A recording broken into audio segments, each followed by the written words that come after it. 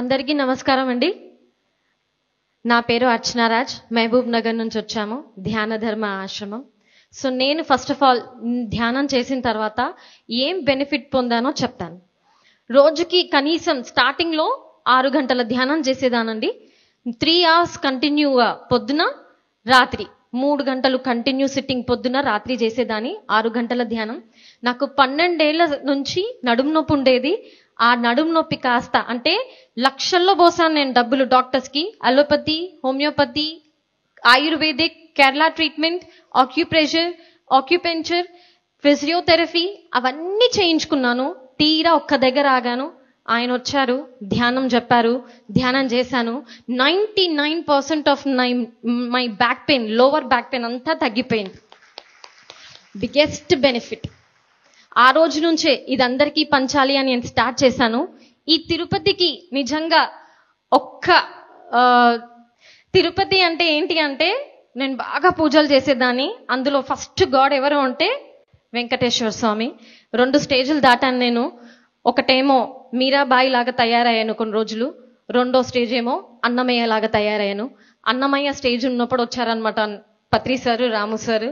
దేవుడు ఎక్కడా లేడు, వెంకటేశ్వరుడు ఎక్కడా లేడు, నువ్వు నిజంగా కళ్ళు మూసుకొని కూర్చుంటే నీ లోపలే ఉన్నాడు అని పత్రి సార్ అన్నారు. రాము సార్ ఏమన్నారంటే, వెంకటేశ్వర స్వామి వేరు కాదు, నువ్వు కాదు, నువ్వు నిజంగా ధ్యానం చేస్తే వెంకటేశ్వర స్వామి భుజాల మీద చెయ్యి వేసుకొని ఫ్రెండ్ లాగా నువ్వు తయారవ్వచ్చు.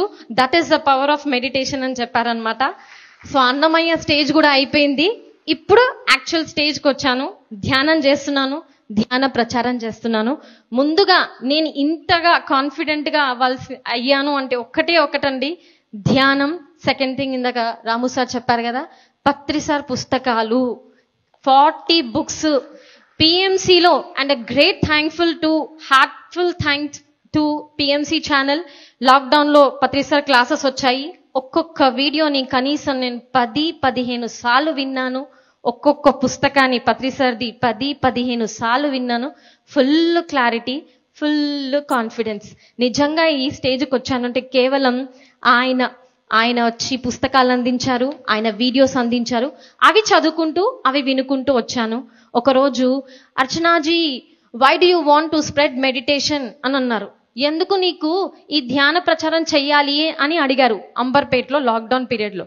సార్ నాకు చాలా బాగా అనిపించింది, మంచిగా ఉంది, ఆరోగ్యం అన్నీ వస్తున్నాయి కదా, ఇది కదా అసలైన సేవ నేను అందరికీ అందించాల్సింది అని అన్నారు.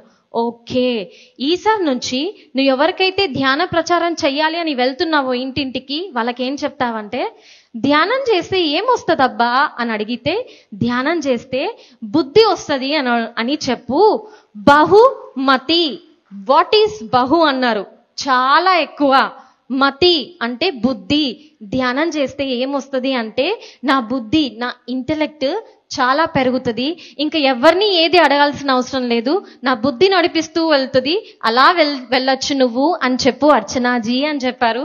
నేను అలాగే ధ్యాన ప్రచారం చేస్తున్నాము, మేమిద్దరం కలిసి అలాగే చేస్తున్నాం. And thank you so much for wonderful opportunity.